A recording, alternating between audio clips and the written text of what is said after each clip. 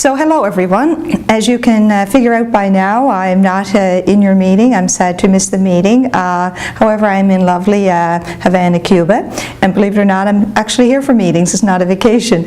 I'm part of a delegation sent by CPA Canada, and we're looking at how the economy in Cuba, as it transitions from a socialist economy, is not going full scale right away to a capitalist. So a lot of their industries are moving to the cooperative model, and we do a lot of cooperative accounting at St. Mary's University. So that's a summary of why I'm not there. So first of all, you have the reports there on the results of our year-to-date operations and our forecast up to the end of the year. So I'm going to deal with that first, and then I'm going to get into the budget for 2017.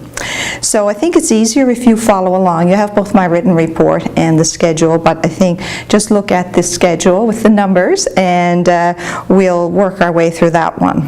So in the second-hand column from the left, from the right-hand side of the page, you'll see our forecast for 2016. So this is based on the actual results that we've achieved up to the end of September, and then we're estimating what the results are going to be for the balance of the year.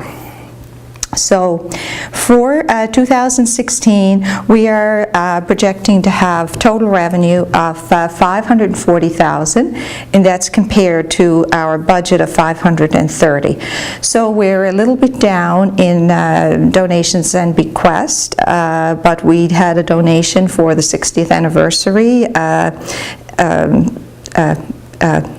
event that we're planning on hosting in Vancouver, and we had did a little bit better on our distributable income from our investments than we had planned. So while some revenue is down, it's offset by increases in other aspects of revenue. So the net effect is we're slightly better than we had thought we would be when we set our budget, which is good news. On the operating side of things, we are forecasting to spend $533,000 in total compared to our budget of $524,000, and we're up in a couple of areas, and one being you'll see the promotion line. The budget was $52,500. We're now forecasting that to be $62,000, and that mainly has to do with the production of the timeline, which is the Foundation's history and the Hope Bear book, and that is going to be done in time for the anniversary, but it is something that we would have done anyway, so it's not strictly an anniversary expense, so we've grouped it as a promotional expense. So that really accounts for the bulk of the increase. So that leaves us with an operating surplus of $7,000. However, we have some expenses to deduct from that. So we have our investment expense of $30,000, which is what we pay to the Burgundy folks for managing our investments. We have our consulting fees that we've paid to the Alfred Group, $48,000, and then this year's portion of the anniversary cost, which is $33,000 this year, and the remainder will be paid out next year. So before paying out any grants, we have a deficit of $104,000. Then we are proposing total grants and RFPs to be paid this year of $244,000. So we are looking at spending $100,000 for the balance of the year. We've already spent close to $144,000. We're looking at another $100,000 that would be approved in this board meeting. So that brings us to a deficit for the year of $348,000. So that is the overall results for this year. So now what I'll do is I'll move to the budget for 2017. So for 2017, we are projecting revenues of $545,000, and that's pretty much on par with what we're forecasting for this year. So we're looking for a slight increase in bequests and donations, $200,000, but it puts us back more with our actuals from 2015, for example. We have small increases in the other accounts, so at the end of it we're projecting $545,000 in revenue. Looking at our operating expenses, again, that's pretty much, we're kind of holding the line, and the increases there, we've got our standard cost of living increase. I've put in a provision for about 2%. I think CPI at the moment is around 1.8. Up to the end of September. The board travel, of course, is $45,000 because of the trip to Vancouver for the May meeting. In a typical year when both meetings are in Toronto, we would expect to spend around $30,000 there. And there's some small increases in other accounts. One, though, to note here is in the equipment and software maintenance, we have put in a provision of an extra $3,000, so bringing our total there to $7,500. And the idea here is throughout the upcoming year, we're going to be looking at getting some work done on these systems, so we'll have to hire some outside expertise in terms of programmers to fix up these two systems for us. So looking down the page here, so that leaves us with a deficit from operations, or sorry, not a deficit, a surplus from operations of $15,000. From there we have to deduct the $30,000 for the management expense fees and spend the remaining $42,000 of our overall two-year $75,000 budget for the anniversary program. So that brings us down to a deficit of $57,000.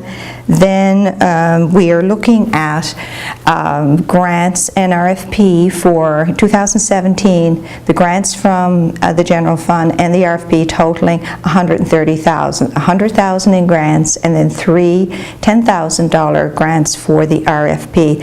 And that's something we discussed at the Finance Committee, because as you can see, with that level of revenue and expenditures, we're still going to end the year with a deficit of $187,000. And we really don't think it's prudent for us to run a deficit that would be higher than that. A planned deficit. I mean, sometimes there's an unplanned deficit, but a planned deficit, really, we don't want to be any higher than that. We have to be very cognizant of the fact that as, we are an audited charity. The auditors are definitely going to be raising red flags if we continue to run deficits, because it does point to the viability of the organization in the long term. We do have a healthy contingency fund, but obviously once it's gone, it's gone. So we have to be very careful in using that contingency. So what it boils down to is pretty much in a given year with our existing level of donations, we really take in just enough to cover our operating expenses. We really don't have enough left over to fund the grants and the RFPs.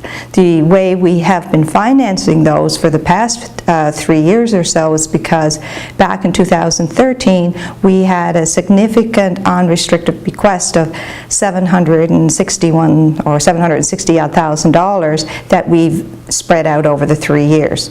Then another thing that we've done over the past 3 years, we've really gone and looked in detail at all of the various trusts to see, is there any money left there that could be deployed to fit the criteria for some of the grants? And we've used pretty much all the money we have identified from these various trusts that we could reasonably say, yes, it fits the criteria for various grants. So what's happening now is that large bequest has dried up. We've used it, and we've pretty much identified and have used the funds that we're allowed to use from the various trusts. So that's kind of where we are with our financial position. Now, I don't want to be alarmist. We're not in danger of going out of business or anything like that. But clearly, if we continue to run deficits year after year, we are going to deplete our reserve of $2.5 million. And, you know, we have to be prudent, we have to be responsible, and not sort of kick this decision down the road and let another board solve it. I think the onus is on us to realize we're at a crossroads. We need to take action, and we need to get a plan of action in place. And certainly, whether that plan of action is, you know, a fundraising strategy that we've talked about, that's one option, or whatever the board decides to do, in the interim, until we get things in order, for the short term, you know, for a couple of years, we're fine with drawing down on our contingency fund, but clearly the $2.5 million is going to run out sooner or later. So we discussed it at the Finance Committee, and we feel that even when there is a deficit, we should try to limit that deficit to no more than $200,000 a year.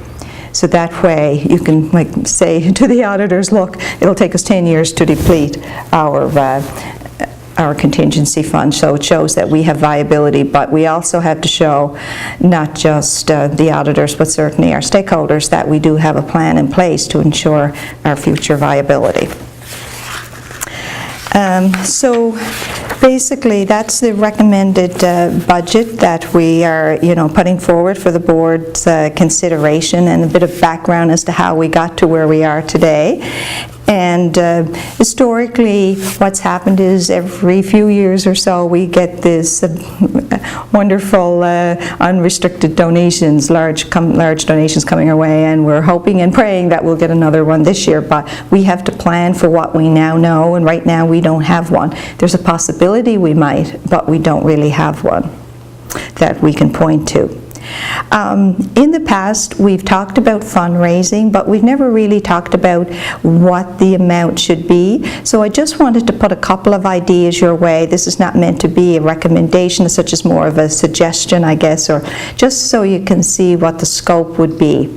So if we were to go out and raise, say, $2 million, that would really help fund our grants from general fund of about $200,000 a year for 10 years, which is a really, you know, I think that should be kind of like our minimum if we do a major fundraising campaign.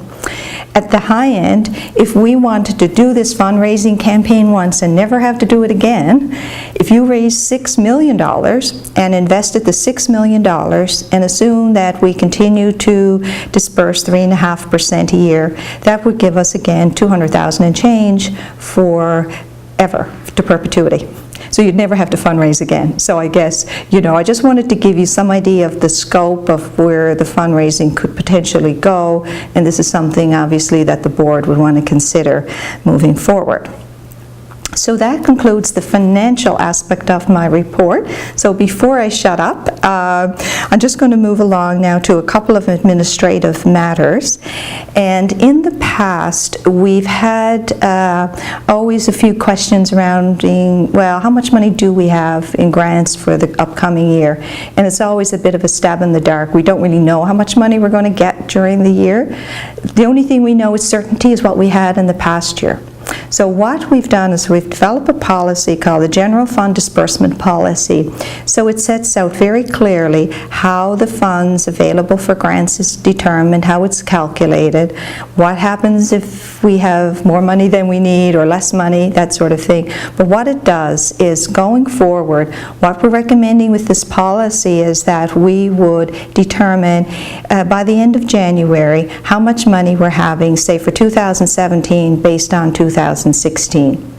And you would do that every year. Always in the first month of the year, you would do your calculation based on the previous year's actuals. So this gives Judy and the staff, everybody, a greater sense of certainty as to exactly how much money is available for the upcoming year. So I will leave it to my esteemed colleague, Alex, to make the motion and put that disbursement fund policy to you for your consideration.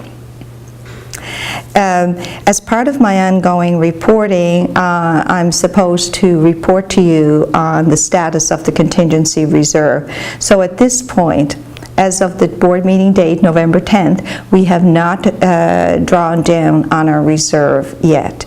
By late December, early January, we are likely to be doing that, but right now we haven't used it. So that's something that I'm to report to you throughout the year, whether or not we've actually had to draw down on the reserve. So other matters that we have been working on is looking at our donor management system. We've done quite a bit of work looking at our needs and what options are out there available to us. We're trying to decide, are we going to buy something off the shelf? Are we going to get something designed or programmed, written just for us? There's pros and cons to each of it, so we're really going to have a closer look and continue to make sure that we're making the right decision. So we're going to be looking into this in more detail throughout the coming months, and we hope certainly to have something up and running before the end of 2017, because for the donor management system, being able to capture key information about existing donors and potential donors is really key to any fundraising strategy, and this is something that would certainly make Judy a lot more effective in her job, and I'm sure she can fill you in on all the wonderful things that she would like to see captured in that system, but we need to do a bit more homework and make sure we know the full scope of all of our requirements before we go looking for a solution. So, but we are working on that. Grant management system, again, we've done a lot of work around all the various trusts, so now we need to really capture all the details on the grants and get all of that information consolidated in a way where it's easy for Judy and Scott to go and obtain reports, like how many grants have we given out to a certain parish, for example, and things of that nature. So we don't really have an automated way of looking at our grants history. It's not a very practical way to get at the information. So again, that's something that we are looking to have a system to accommodate. So that concludes my financial report as well as my report on administrative matters, and I hope that you have a very successful board meeting, and I certainly look forward to seeing you all in person in May in Vancouver. So have a great meeting, and I'll see you in May.